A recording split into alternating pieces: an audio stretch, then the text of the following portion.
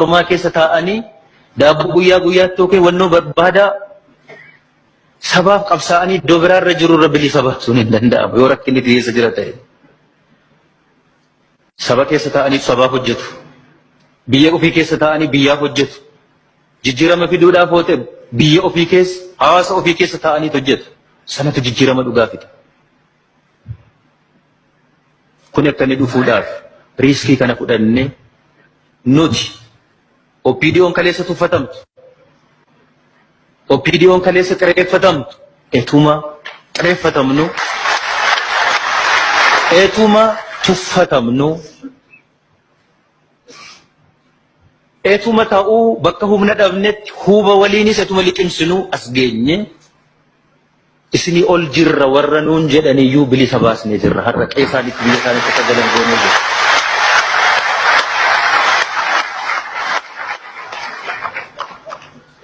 Yoo qabsoo ta'e jijjiirama fiduudha.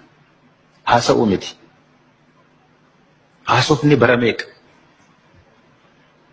Bara meeqa namni baqate? Bara meeqa namni hidhame? Bara meeqa namni itti dararame? Achi niiqne fagoo. Hin deemu.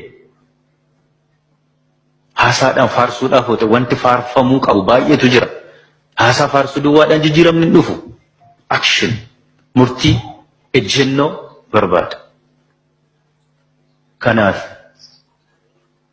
nuti warra har'a addanatti dhaqne booleetti simannee ofitti waan walitti mufanne waan taaneef nuti. Waan adda addaadhaan kaleessa warra waliin dhabne waan taaneef har'a immoo waa walii gumaachinee gumaa walii kaffallee waan araaramneef miti. Lola dhuunfaa hin qabnu kaleessas. Lola dhuunfaa keenyaa hin qabnu. Wanti nu wal nu dhabsiisu yoo jiraate saba kanaaf jijjiirama fiduudhaaf karaan nuti qabannee deemnu kamtu sirriidha kun sirriif sirrii miti. Kan biraa miti. Kanaaf amma falli nuti qabnu waan amma qabannee deemaa jirru kana cimsuudha. Jabeessuudha. Abbaan barbaade kaleessa dogoggora hojjechuu danda'a, balleessuu danda'a. Har'a guyyaan biraadha, har'a carraan biraadha. Hiree biraa jira har'a, hiree kanatti gargaaramuudha. Tokkummaa saba kanaa, tokkummaa biyya Itoophiyaa kanaa fiduu kan dandeenyu namni badii kaleessaa, haloo kaleessaa lakkaa'uudhaan otoo hin ta'in waan boruudhaaf ta'uu danda'u har'a yoo hojjechuu danda'e. Sanaaf immoo wal dhaggahee, wal dhaggeeffatee, wal dhagahuu keessa yaada gaarii jira. Wal dhaggeeffachuu keessa yaada biyya jijjiiruutu jira. Yaadi namaa akka hin dhaamne, abjuun namaa mul'anni namaa akka hin dhaamne taasisuudhaaf carraa yoo laanneef sanatu biyya geeddara. An hawwii keenya isinitti nima. Hawwiin nuti qabnu. Hawwiin asii fachiin qabannee barcuma kanarra umurii keenya guutuu jiraachuuf miti. Biyya kanaaf nagaa hanga fidetti, saba kanaaf nagaa hanga fidetti, isaaf haala mijeessuu wanti dandeessisiisu yoo isa uumne bu'uura sana keessee yoo keessaa deemne nuti nuuf dhimma keenya miti. Biyya kana etuu asii fachiin jaallatiin itti fufsiisuu kan danda'u, nagaan biyya kana kan eegamutti danda'u. Wal dhabbeen siyaasaa biyya diiguudhaaf sababa akka hin taane, rakkina akka hin taane biyya kana keessatti dhufa taanaan san akka inni dhufuuf hawwiin keenya. Hawwii taayitaa miti. Hawwii barcuma irra turuu miti. Namni iddoo barcuma kanarra taa'u beekamtii sagalee uummata kanaaf uummata kana qofaan akka inni ta'u hawwiin keenya. Yoo sana ta'e biyyi kun nagaa qabu. Biyya rakkoo keessaa baatu, hawaasa rakkoo keessaa ba'u ta'a.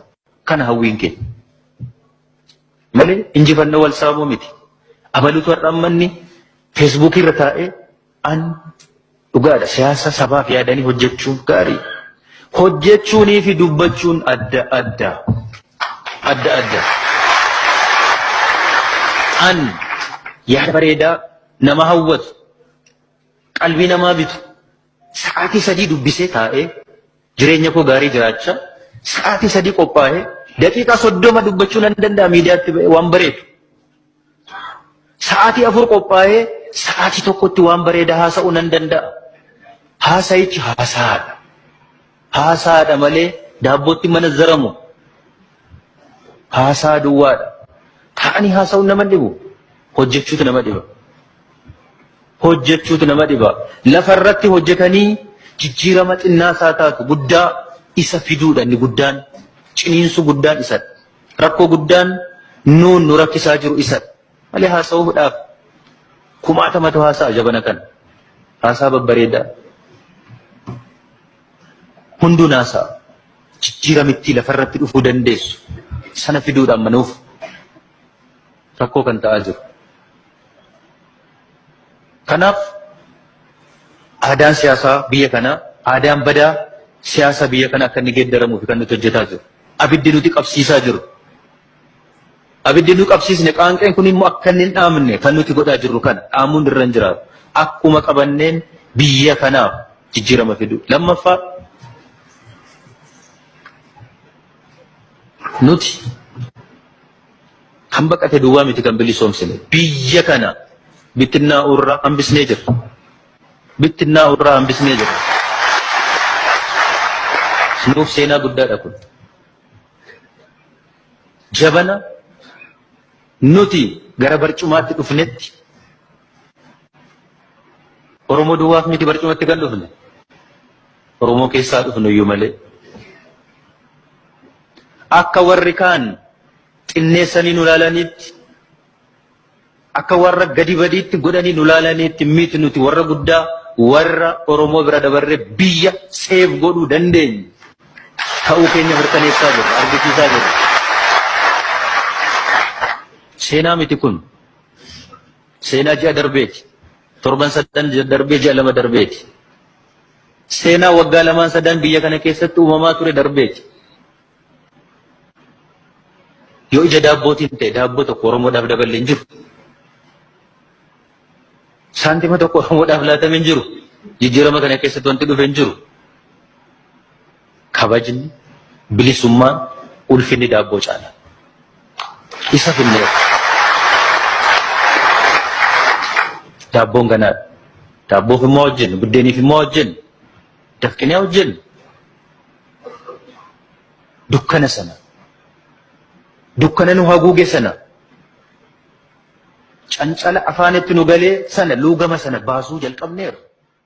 Dukkana sana